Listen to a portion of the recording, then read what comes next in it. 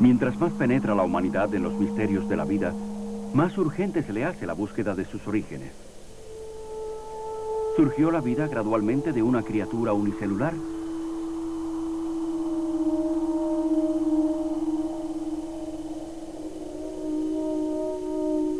¿Pueden los procesos lentos de la casualidad y el tiempo crear nuevas especies? ¿O acaso los hechos científicos encajan mejor con la idea de que un maestro diseñador creó los tipos básicos de animales y los diseñó para que se reprodujeran según los de su propia especie, aunque con el poder de una amplia variación genética a través de una crianza selectiva dentro de los de su clase? ¿Debería representarse la historia de los seres vivos por medio de un árbol evolutivo único, como indicio de un antecesor único de todo tipo de vida? ¿O por un bosque de árboles, cada uno representativo de distintas especies y cada uno con un potencial de gran variación?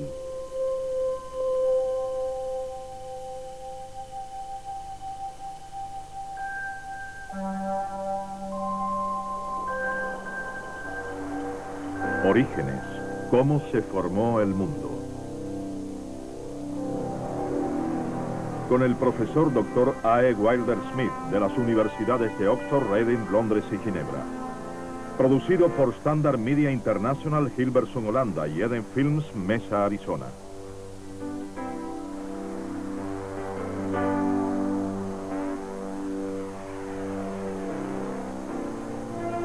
El origen de las especies.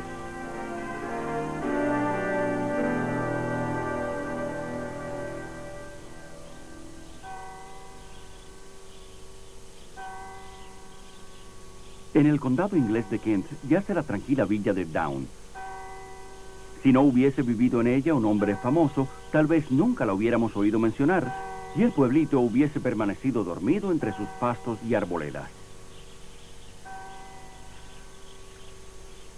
Pero aquí está la mansión de Charles Darwin.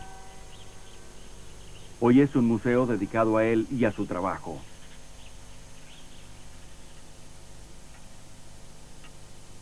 En este estudio, escribió los libros que le trajeron una nueva creencia al mundo. Una creencia en el progreso, en el desarrollo de lo primitivo a etapas más altas, hasta alcanzar, tal vez, la perfección. Una creencia que a veces, curiosamente, suena como una nueva religión. Se llama evolución.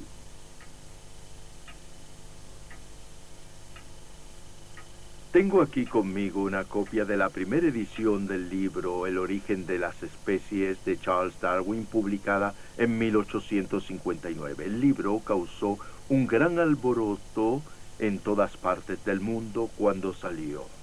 Bien, ¿quién era Charles Darwin? Charles Darwin fue un caballero inglés, creció y estudió unos 2 años de medicina en Edimburgo y después fue a Cambridge, donde estudió para las órdenes sagradas, graduándose de maestro en artes. ¿Qué es lo que dice su libro? ¿Por qué es que lo dice? ¿Y por qué ocasionó el gran alboroto que causó? Bien, Darwin se empeña en probar que la vida, plantas y animales, sufren pequeñas variaciones que están asociadas o son causadas por el medio ambiente y que esos pequeños cambios en la biología humana, en los animales y en las plantas son hereditarios. O sea, para exponerlo crudamente, si una jirafa estira su cuello y lo estira para poder alcanzar la copa de los árboles, entonces, en el transcurso de generaciones, si cada generación estira el cuello para alcanzar las copas de los árboles, entonces el cuello de la jirafa se alargará más y más y más hasta que tenemos una jirafa. Para exponerlo de una manera más casera, si el herrero usa sus músculos bíceps para golpear el hierro caliente en la herrería, con el transcurso del tiempo sus bíceps se agrandarán. Darwin pensó que esos cambios eran hereditarios y por lo tanto donde quiera que haya vida, esa vida estará adaptándose al medio ambiente. Y esa adaptación al medio ambiente hará que la vida se desarrolle hacia arriba hasta llegar al hombre.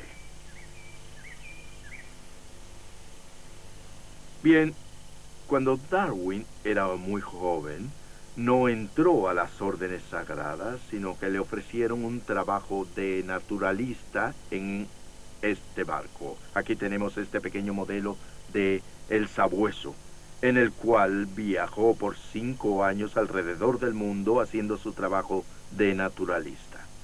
Y en él encontró montones de evidencias en las cuales pensó que podría basar sus teorías. En diciembre de 1831, el Sabueso zarpó del puerto de Plymouth. Después de un viaje a lo largo de las costas del Brasil y otros lugares de Sudamérica, el barco llegó a las Islas Galápagos. Durante este viaje, Darwin estudia la geología de los paisajes. Todo lo escribe cuidadosamente en su diario cada día. En las Galápagos realiza un descubrimiento interesante. Encuentra tipos diferentes de pinzones que sin duda pertenecían a una especie común, pero que en las varias islas, separadas entre sí, se han convertido en especies distintas. Estas variaciones dentro de una clase despertaron en Darwin ideas nuevas y emocionantes. Si fuera posible para cada especie de pinzón desarrollar características diferentes, ¿no sería acaso posible que ese desarrollo progresara aún más? Él extendió esa idea de tal manera que no solo abarcaba variaciones dentro de una especie, como en el caso de los pinzones, sino que pensó que se podía llegar a lo que los franceses están contentos de llamar transformismo, es decir, que una especie puede convertirse en otra superior, de forma que se puede progresar en base a esta tesis de la ameba al hombre.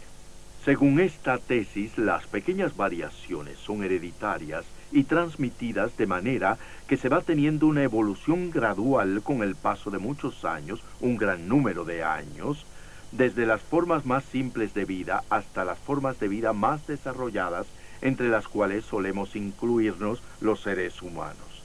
Bien, si escuchamos lo que se dice sobre este tema y leemos los libros sobre esta materia, veremos que hay personas que mantienen, basándose en las ideas de Darwin, representadas hoy por el neodarwinismo, que de donde provenga la vida, donde quiera que haya energía y materia, la energía y la materia formarán vida, y que una vez la vida se haya formado de esa materia, esta irá evolucionando automáticamente en las formas de vida consciente más desarrolladas, y que eso tendrá que ocurrir así de acuerdo con las teorías de Darwin. Cuando Darwin murió en 1882 y fue enterrado en la abadía de Westminster, su idea de la evolución se había esparcido por todo el mundo. En otro lugar de Europa, en Brno, en la Checoslovaquia actual, encontramos a otro religioso interesado en la biología. Desde 1856, un monje de un monasterio agustino conducía algunos extraños experimentos. Su nombre, Gregorio Mendel. Gregorio Mendel, aunque fue un monje, fue el primer hombre en establecer las leyes de la herencia de acuerdo a sólidas bases matemáticas. Como es bien sabido, él trabajó con guisantes, enanos y de varios colores, y demostró que la distribución de los rasgos, las variaciones en los rasgos, responden a leyes matemáticas perfectamente definidas. Si su trabajo no hubiera permanecido olvidado por casi 50 años, hasta principios del siglo, había sido publicado en una oscura gaceta científica y naturalmente desapercibido.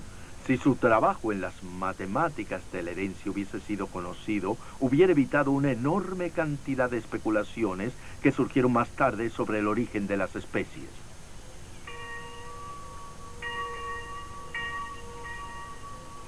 El monasterio, en tiempos de Mendel, se hallaba en territorio austriaco y Brno se llamaba entonces Brunn. Aquí, en un pequeño trozo de tierra, cultivó sus guisantes. 9 años más tarde, en 1865, Mendel, triunfante, habló acerca de su emocionante descubrimiento. Él estaba totalmente seguro, basándose en sus experiencias con los guisantes, que se podía predecir matemáticamente cómo las distintas cualidades serían heredadas por las generaciones subsiguientes. Las cualidades hereditarias no desaparecen ni aun cruzando variedades diferentes. Surgirán una y otra vez. Y es posible predecir cuándo y hasta cómo. La sociedad científica no quedó impresionada en aquel momento, así que Mendel murió en 1884 sin mucho reconocimiento. ¿Cuáles son exactamente las famosas leyes de la herencia de Mendel? Tomemos una flor roja y una amarilla. Se enamoran, se casan y tienen hijos. 4 flores rojas preciosas. Estas 4 en su momento también tendrán hijos. 3 flores rojas. Pero vean, una flor amarilla. Padres perfectamente rojos con un hijo amarillo. ¿Cómo es posible? Veamos los genes para encontrar la solución. Cada uno de los abuelos, rojo y amarillo, tiene 2 genes del mismo color. Sus hijos heredan un gene de cada padre, así que cada uno tiene uno rojo y uno amarillo. Pero debido a que el rojo es dominante, su color es el rojo. Y así se repite la historia. También tienen hijos y de nuevo, estos heredan un gene de cada padre. Así que tendremos pares completamente rojos, pares mixtos y pares de genes completamente amarillos y una flor totalmente amarilla. Mirando las flores encontramos la verdadera belleza. Colores y formas increíbles que crean un patrón tan maravilloso que uno no puede evitar sentir una admiración profunda por la inteligencia y el poder creativo de aquel que decidió, al tercer día de la creación, que esto sería así.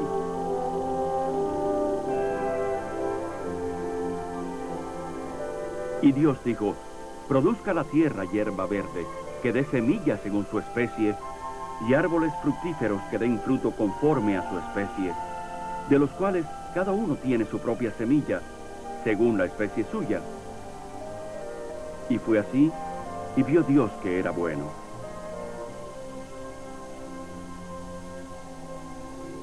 Pero, ¿qué es exactamente una especie? En la vida nos encontramos varias clases o especies. Así que volvamos a esta pregunta de ¿qué es una especie? Que puede ser muy complicada. Los expertos llaman especie a una hibridación de genes comunes. Lo que quieren decir con esto es que cada clase o especie tiene como un mapa con su tipo básico. Hay la clase de los perros, que tiene un tipo de mapa en particular. Tenemos el coyote, que pertenece a ella. Están el lobo, el San Bernardo, el pequinés, el dachshund y todos los distintos tipos de perros que existen. Pero aunque unos son distintos a los otros, pueden aparearse unos con otros y por lo tanto pertenecen a la misma clase de hibridación de genes comunes. Si las diferencias físicas no son muy grandes, se pueden aparear un San Bernardo con un pequinés. La clase de los gatos es similar. Tiene una forma básica de mapa de ADN que es tan similar que los distintos tipos de gato podrían, en ciertas circunstancias, aparearse unos con otros porque sus moléculas de ADN encajan unas con otras. Bien, si ese es el caso, entonces tenemos una especie. Como se ve, es un término bastante difícil de definir, pero el punto importante a recordar es este, que es extremadamente difícil lograr que una especie se reproduzca con otra. No se puede hacer que los gatos críen perros, pues sus moléculas de ADN no poseen el acoplamiento básico mutuo como para permitir que la cría tenga lugar.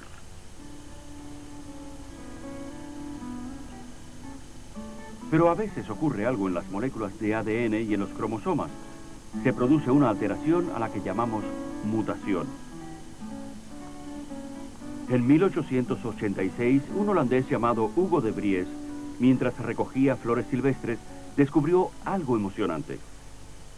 Él conocía la enótera común, pero allí encontró tipos desconocidos de la misma familia. Cuando las llevó a su casa y las cultivó, obtuvo tipos completamente distintos y publicó sus resultados en 1901 y 1903 bajo el título de Die Mutationstheorie. Por aquel entonces, los resultados de Mendel atrajeron la atención pública, pero parecían convertir en algo imposible la teoría de la evolución gradual de Darwin. Entonces las mutaciones se convirtieron en la varita mágica del neodarwinismo, pues con ellas se salvaban las barreras sólidas entre las distintas especies.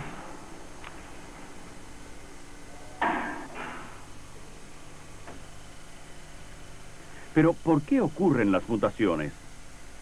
Una de las respuestas es la radiación. Aquí, por ejemplo, se crían nuevos tipos de violetas africanas, haciéndolas mutar deliberadamente por medio de los rayos X. Estas mutaciones, ocasionadas por radiaciones y otras causas, pueden ocurrir tanto en las plantas como en los animales. Pero, ¿qué efectos tiene una mutación, aun cuando luzca tan bella como esta? ¿Mejora realmente a los tipos o especies? La respuesta es no. Veamos un ejemplo: la mosca de la fruta. El biólogo genético holandés, Dr. Willem Oweneel, nos explica. ¿Qué representan estos mutantes? La cuestión importante para los evolucionistas siempre ha sido tratar de demostrar que las mutaciones juegan un papel en la supuesta evolución. Porque los dos únicos mecanismos que supuestamente intervienen en la evolución son las mutaciones. Y en segundo lugar, la selección natural, un proceso de la naturaleza por el que todas esas mutaciones son seleccionadas. Y las mejores mutaciones son agrupadas, de forma que gradualmente tendremos toda clase de animales distintos. Pero, ¿qué hay de cierto en ello si nos basamos en realidades de la genética? La primera realidad es que podemos mantener estas mutaciones en el laboratorio bastante bien, porque las protegemos, las tratamos bien y las cuidamos. Pero esos pobres animales morirían fácilmente en la naturaleza, pues todas esas mutaciones les hacen daño. Son muy dañinas, peligrosas para su viabilidad y a menudo simplemente letales. Así que las mutaciones son dañinas. Son interesantes para nosotros y son muy útiles, pues nos permiten estudiar muchas de las leyes genéticas en los animales. Pero son muy raras y muy dañinas para los animales. Las mutaciones en la naturaleza realmente dañan y debilitan a las especies. En nuestros días de bombas atómicas y plantas nucleares, comprensiblemente tememos a la radiación y a las desafortunadas mutaciones deformantes que éstas pueden provocar.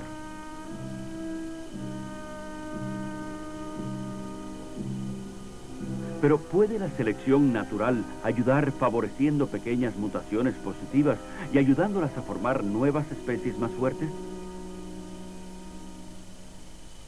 ¿Qué hace realmente la selección natural?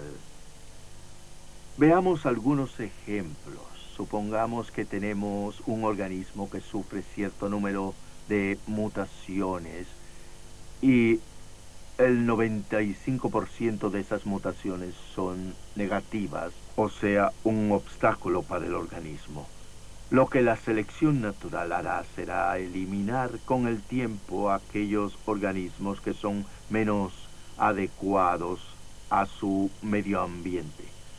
Si un hombre se vuelve diabético porque ha perdido cierta información en sus genes debido a una mutación, entonces será menos apto para competir con otros que son más sanos que él, y esto se aplica a todo el reino animal. Así que realmente esta lo que hace es prevenir las deformaciones o el deterioro de las especies o clases, evitando que éstas vayan en constante decadencia.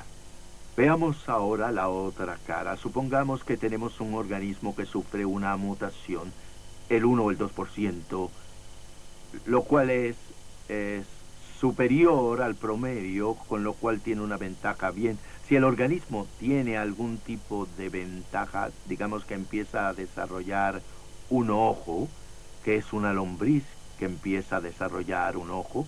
Las lombrices de tierra no tienen ojos, desde luego tienen una mancha ocular. Pero si una lombriz empieza a desarrollar una, digamos, retina y todas esas cosas, entonces el nuevo órgano a medio hacer que está surgiendo de una mutación positiva será, hasta que no esté completo, un estorbo. Así que la selección natural y la mutación lo que harán juntas será prevenir la tendencia descendente de las especies.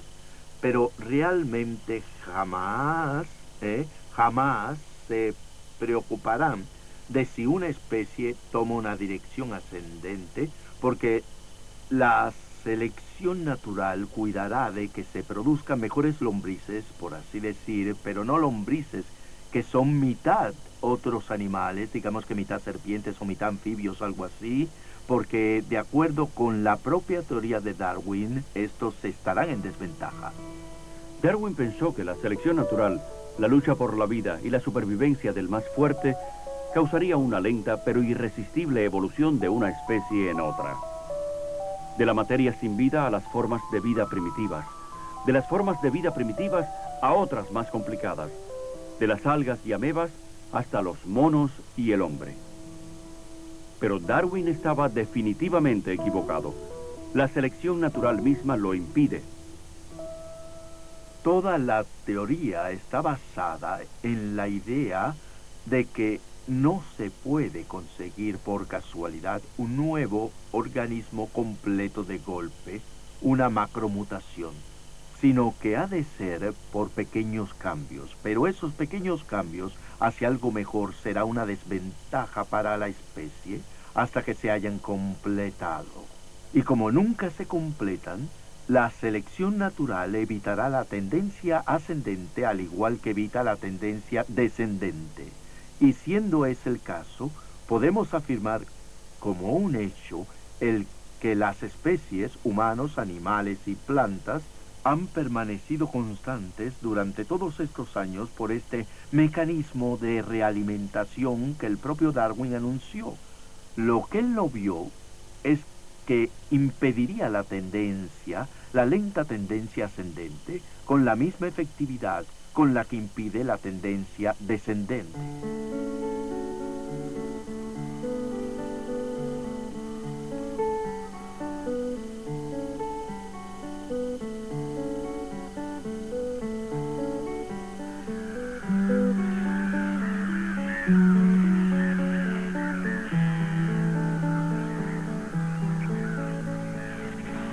Y Dios dijo: produzca la tierra animales vivientes en cada género, animales domésticos, reptiles y bestias de la tierra según sus especies. Y fue hecho así. Hizo pues Dios a las bestias de la tierra según sus especies, y los animales domésticos y todo reptil terrestre según su especie.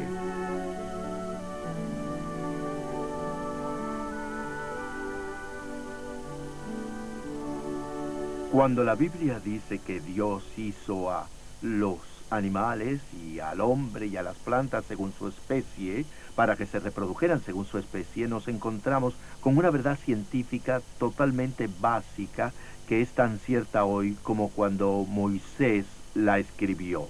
Y es que Dios hizo la hibridación de genes comunes permanente. Puede haber variaciones dentro de esa piscina común de genes, pero no se puede salir de las fronteras de esa piscina común de genes hibridizantes. Se puede cambiar dentro de ella, pero no sin ella, tal como una pieza musical de Mozart, con pequeñas mutaciones, con pequeños cambios. No puede transformarse en una fuga de Bach o esta en una sonata de Mozart. Permanecen constantes. Y esto es lo que la Biblia dice de las especies y sus clases que Dios creó. Las leyes que, según hemos visto, la estabilizan dentro de sus propias fronteras perfectamente rígidas. Así hemos visto que las leyes y descubrimientos de la genética proveen un fuerte sostén para la creación. También es importante hacer notar que los fósiles respaldan estos descubrimientos. De hecho, Darwin llamó a la evidencia de los fósiles la objeción más seria a la teoría de la evolución.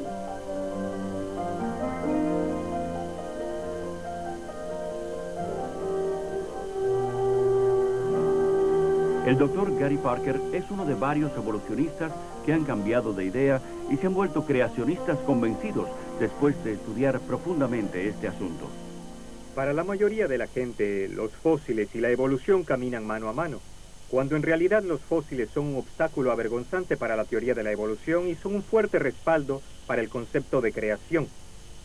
Si la evolución fue verdad, deberíamos encontrar millones de fósiles que mostraran cómo un tipo de vida lenta y gradualmente fue convirtiéndose en otro tipo de vida. Pero los eslabones perdidos son los trucos del oficio de la paleontología. El caso es que los eslabones siguen perdidos. Lo que hallamos realmente son lagunas que agudizan las fronteras entre las especies.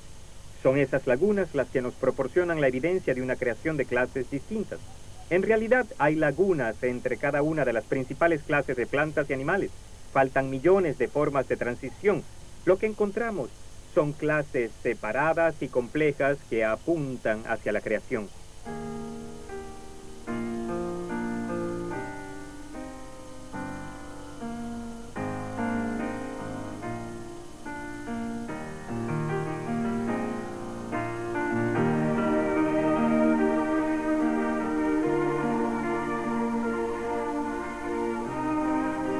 Al final de su vida, Darwin aún estaba lleno de dudas y frustrado por sus propias teorías, haciéndose aún preguntas sobre las grandes cuestiones de la vida. Hasta que al fin murió para enfrentarse por fin con su creador. Aquel que dijo: produzcan las aguas seres vivientes y aves que vuelen sobre la tierra en la abierta expansión del cielo. Creó pues Dios los grandes peces y todos los animales que viven y se mueven, producidos por las aguas, según sus especies. Y asimismo toda ave, según su género. Y vio Dios que era bueno.